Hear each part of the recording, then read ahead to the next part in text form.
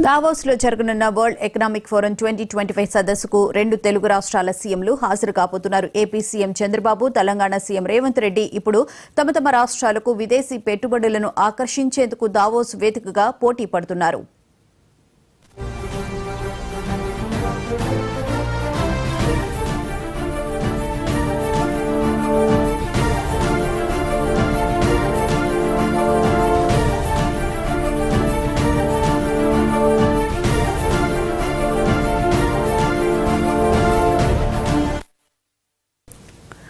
Brand AP promotion పేరుతో ఏపీకి భారీ పెట్టుబడులు సాధించేందుకు చంద్రబాబు నాయుడు, రైజింగ్ తెలంగాణ పేరుతో తెలంగాణకు పెట్టుబడుల సాధనకు రేవంత్ రెడ్డి దావోస్ లో వరల్డ్ ఎకనామిక్ ఫోరం సదస్సులో వచ్చే ప్రపంచ వ్యాపార దిగ్గజ సంస్థల ప్రతినిధులతో భేటీ కానున్నారు.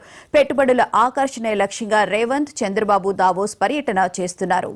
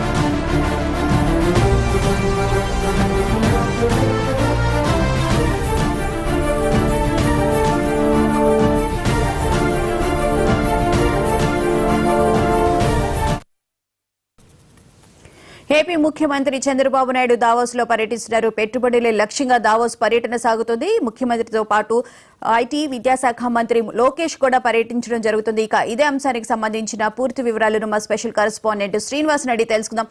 శ్రీనివాస్, చెప్పండి, ముఖ్యంగా పెట్టుబడులే లక్ష్యంగా బ్రాండ్ ఏపీని ప్రమోట్ చేస్తూ పెట్టుబడుల లక్ష్యంగా ముందుకు వెళ్లాలని చెప్పి ఏపీ ప్రభుత్వం భావిస్తూ ఉంది. సో వివరాలు ఏంటి? Thank you. ముఖ్యమంత్రి దావోస్ పర్యటనకు బయలుదేరారు. దావోస్ లో ప్రస్తుతం ల్యాండ్ అయ్యారు. అక్కడ ఈ రోజు ఉదయం 10 గంటల కల్లా స్విట్జర్లాండ్ లోని జ్యూరిచ్ కి ల్యాండ్ అవుతున్నారు. ఉదయం 10 గంటలకి జ్యూరిచ్ లో హోటల్ హిల్టన్ లో స్విట్జర్లాండ్ లోని భారత రాయబారి ముదిల్ కుమార్ నేతృత్వంతో భేటీ అవుతున్నారు. ఉదయం 10 గంటల 20 నిమిషాలకి 11 గంటల మధ్య సమయంలో ముఖ్యమంత్రితో పరిశ్రమ పెద్ద ఎత్తున round table 11 stone cap group కు సంబంధించిన గ్లోబల్ అడ్వైజర్ ఆఫ్ అన్ని శ్రీపాద సంస్థల సమావేశాలు అవుతారు. 11 గంటలకు సంబంధించిన ముఖ్యమంత్రి తెలుగు డాష్ ద్వారా అధ్యయనం నిర్వహించేటువంటి మీట్ అండ్ గ్రీట్ కార్యక్రమంలో కూడా ముఖ్యమంత్రి పాల్గొంటారు. మధ్యాహ్నం 2 గంటలకు జ్యూరిచ్ నుంచి దావోస్ కు బయలుదేరి వెళ్తారు. రాత్రి 7 గంటల 15 నిమిషాల తర్వాత దావోస్ లో ప్లేనరీ హబ్ హాల్లో ముఖ్యమంత్రి గ్లోబల్ హబ్ పారిశ్రామికవేత్తలతోనూ నెట్వర్కింగ్ డిన్నర్ హాజరై రాష్ట్రంలో పెట్టుబడులు సంబంధించినటువంటి విషయాల మీద 8:30 గంటలకు ప్రపంచ దిగ్గజ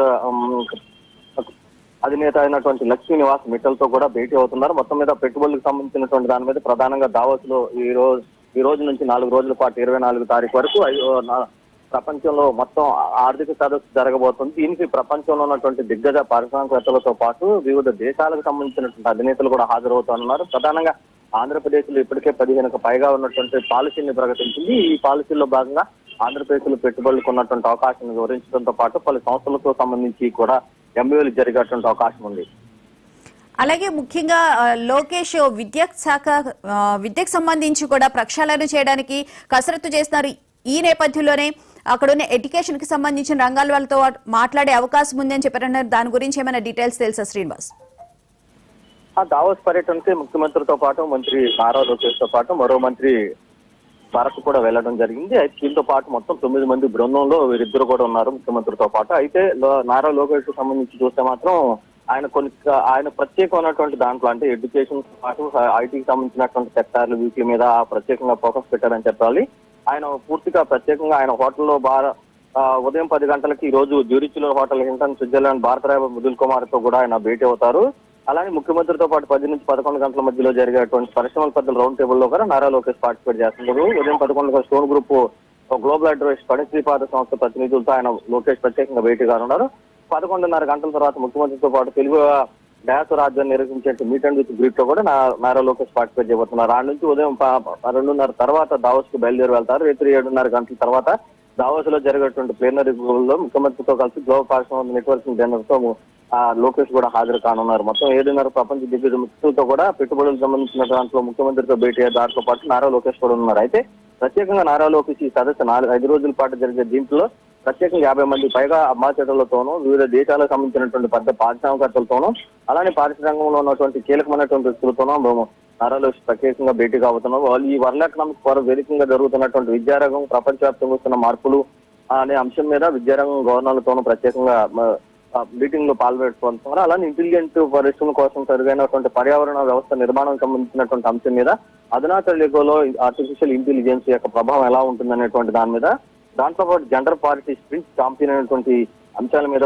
ప్రముఖులతో నిర్వహించేటువంటి సమావేశాల్లో కూడా లోకేష్ పార్టిసిపేట్ చేయబోతున్నారు. అలానే next gen AI data factory, AI విశ్వవిద్యాలయం ఏర్పాటు అనే అంశాల మీద ఎన్మీడియా ప్రతినిధులతోనూ, AI for good governance Google సంస్థ ప్రతినిధులు రౌండ్ టేబుల్ సమావేశాల్లో నారా లోకేష్ పార్టిసిపేట్ చేయబోతున్నారు. అలానే గ్లోబల్ ఎకానమీ స్థితిగతులకు సంబంధించి దాంట్లో మొత్తంగా లేబర్ మార్కెట్ మీద ఏఐ ట్రాన్స్ఫర్మేషన్ ఎలాంటి ప్రభావం ఉంటుందనేటువంటి అంశం మీద చాలా కీలకమైన అంశం ఇది. ఎందుకంటే ఇప్పుడు ప్రపంచవ్యాప్తంగా కుదిపేస్తున్నటువంటి అత్యంత టెక్నాలజీ ఏఐ, ఆర్టిఫిషియల్ ఇంటెలిజెన్స్, దీని వలన కార్మిక రంగంతో పాటు లేకపోతే ఉద్యోగ రంగం మీద ఏమైనటువంటి ప్రభావం చూపిస్తుంది. ఇప్పటికే 4 కోట్ల మంది ఉద్యోగుల మీద ఏఐ ప్రభావం చూపిస్తుంది అనేటువంటి అంశం మీద జరుగుతుంది. ఇదే ప్రపంచంలో ప్రధానమైనటువంటి అంశంగా కూడా అక్కడ చర్చ జరిగే అవకాశం ఉంది. దీంతో పాటు వైట్ ఫీల్డ్ సంబంధించిన భవిష్యత్తు వాతావరణ ప్రభావానికి సంబంధించినటువంటి అంశం మీద కూడా ప్రతినిధితో భేటీ కానున్నారు. అలానే స్వనీతి ఇనిషియేటివ్ ప్రతినిధులను వాచ్ థియేటర్ ఫోరం సంబంధించిన పునరుద్ధరణ అంశంలో కూడా మంత్రి నారా లోకేష్ హాజరు కానున్నారు. మొత్తం మీద పేరెన్నిక కనుక ప్రపంచవ్యాప్తంగా ఉన్నటువంటి 30 మంది దిగ్గజ పారిశ్రామికవేత్తల్లో ప్రత్యేకంగా ముఖాముఖి కార్యక్రమంలో